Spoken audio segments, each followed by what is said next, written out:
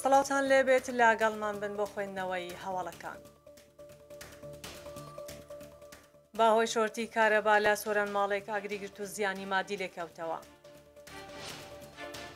ڕێگای سەرەکی چەند گوندێکی قەزای خەلیفان چاک دەکرێنەوە. ئەنجومەن یاسایشی نەتەوەیەکگرتووەکان لە سەر دۆخی عێراق کۆ دەبێتەوە.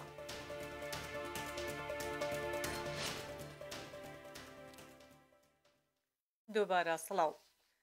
دوێنێ چوارشەممە سەرۆکی حکوومەتی هەرێمی کوردستان مەسرور بارزانی پێشوازی لە میتیا لێسکۆڤار باڵیۆزی ڤاتیکان کرد لە عێراق کە بە مەبەستی ماڵاوایی و کۆتای هاتنی ئەرکەکەی سەردانی کردبوو. لە کۆبوونەوەکەدا باڵیۆزی ڤاتیکان سوپاسی لایەنە پەیوەندیدارەکانی حکوومەتی هەرێمی کوردستانی کرد بۆ پێشکەشکردنی کارئاسانی و هاوانگیکردن لەگەڵ باڵیۆزخانە و هاریکاریکردن لە پێناو سەرخستنی ئەرکەکەی. باڵیۆزی ڤاتیکان هەروە ڕۆلی حکوومەتی هەرێمی کوردستانی لە پاراستن و داکۆکیکردن لە مافەکانی گشت پێکهاتەکان و بە تایبەتی کریستیانەکانی هەرێم بەرز نرخاند.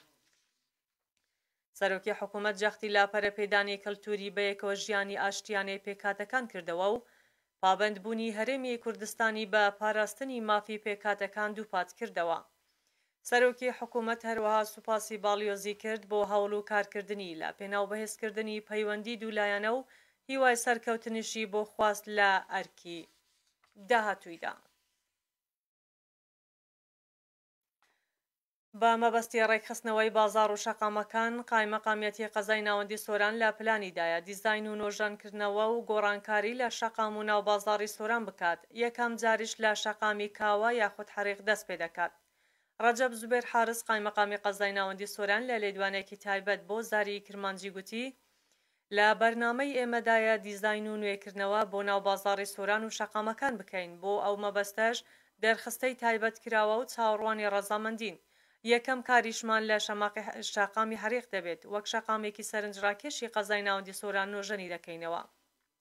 هەروەها لە ڕێگەی زاری کرمانجیەوە وردەکاری زیاتری خستە ڕوو گوتی شەقامی کاوە نۆژەن دەکرێتەوە، سیستەمی کارەبایی دەفن دەکرێت و بەردەم دوکانیش دەکرێنەوە یەک ئاست و کاری جوانکاری بۆ دەکرێت.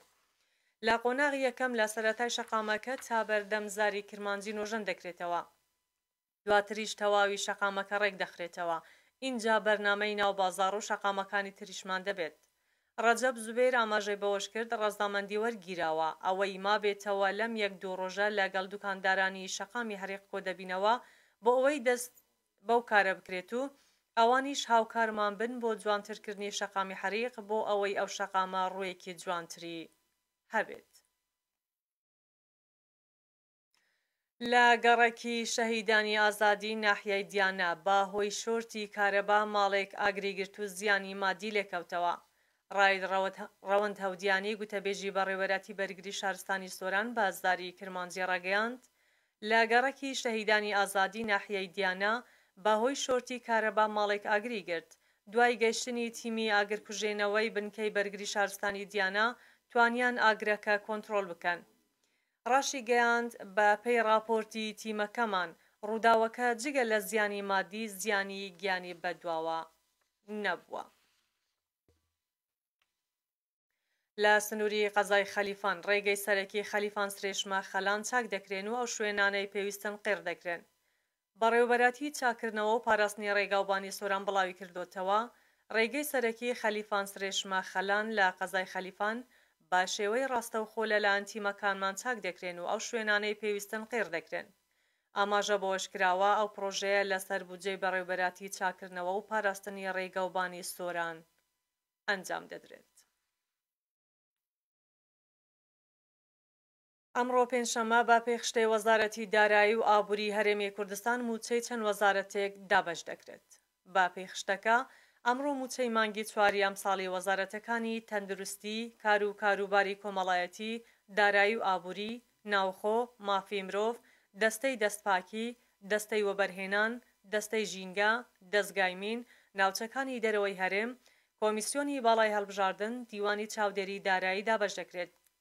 وەزارەتی دارایی و ئابووری حکوومەتی هەرێمی کوردستان دوێنێ خشتەی زۆربەی وەزارەت و دەستەکانی ڕاگەیاند کە بە موچەی خانەنشینی شارستانی دەست پێ دەکات و بە موچەی سەرۆکایەتی ئەنجومەنی وەزیران کۆتایی پێدێت. ئەمڕۆ ئەنجومەنی ئاسایشی نەتەوەیەگرتووەکان لە سەردۆخی عێراق کۆ دەبێتەوە و جێنین پلاس خارتیش کۆتا راپۆرتی خۆی لە سەر عێراق دەخوێنێتەوە. ئەمڕۆ پێنجشەممە ئەنجومەنی ئاسایشی نەتەوەیەگرتووەکان کاتژمێر 5 ئێوارە با کاتی هەولێر کۆ دەبێتەوە و ئاجێندای کۆبوونەوەکەش بۆ گفتوگۆکردنە لە سەردۆخی عێراق بەگشتی. لە کۆبوونەوەکەدا بڕیارە جێنین پلاس خارت نێردەی تایبەتی نەتەوەیەگرتووەکان بۆ عێراق کۆتا راپۆرتی خۆی وەک نێردەی تایبەتی نەتەوەیەگرتووەکان بخوێنێتەوە کە بڕیارە کۆتایی ئەم مانگە ئەرکەکەی کۆتایی پێبێت. پلاس خارت لە راپۆرتەکەی تیشک دەخاتە سەر چەندین بابەتی هەنووکەیی، لەوانەش پرسی هەڵبژاردننی پەرلەمانی کوردستان و بڕیارەکانی دادگای فیدرالی، پەیوەندیەکانی هەرێمی کوردستان و عێراق، دوایین پەرسەندنە سیاسیەکانی عێراق، پرسی هەڵبژاردننی سەرۆکی پەرلەمانی عێراق و دۆخی مرۆیی مافەکانی مرۆڤ.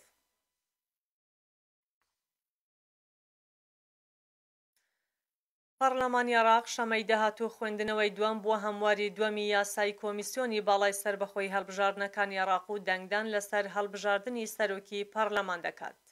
ڕاگەیاندنی پەرلەمانی عێراق ڕایگەیاندووە شەمەی داهاتوو پەرلەمانی عێراق با مەبەستی تاوتوێکردنی دوو پرۆژە یاسا کۆ دەبێتەوە.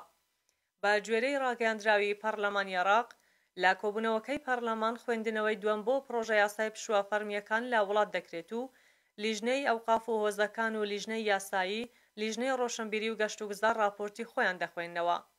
ئەوەش خراوەتە ڕوو لە خشتەی دووەمدا پەرلەمان گفتوگۆ خوێندنەوەی دووەم بۆ پێشنیازە یاسای هەمواری دووەمی یاسای کۆمیسیۆنی باڵای سەربەخۆی هەڵبژاردنەکانی عێراق ژمارە 31 ساڵی 2019 دەکات و لیژنەی یاسایی راپۆرتی خۆی پێشکەش دەکات. هاوکات لە خشتەی سێمدا هاتووە پرۆسەی هەڵبژاردننی سەرۆکی نوێی پەرلەمان بەڕێوە دەچێت. لە دوا هەواڵ سەرۆکی ئەنجومەنی ئالوگۆڕی دراو لە قەزای ناوەندی سۆران بازاری کرمانجی ڕاگەیاند. ئەمڕۆ پێنجشەممە لەگەڵکردنەوەی بازاڕی ئالوگۆڕی دراو نرخی دینار بەرامبەر دۆلار ڕووی لە دابەزین ببورن لە بەرزبوونەوە کردووە. هەروەها بەشێک لە دراوەکانی دیکەش بەرامبەر دیناری عێراقی گۆڕانکاریان بەسەردا هاتووە.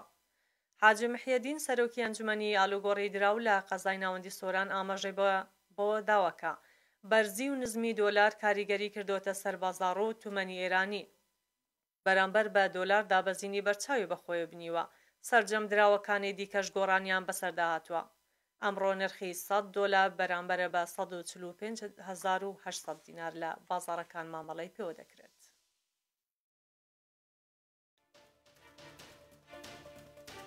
لەگەڵ هاوکارانم هەواڵەکانمان پێشکەشکردن کاتێکی شاد بۆ هەموو لایەکتان.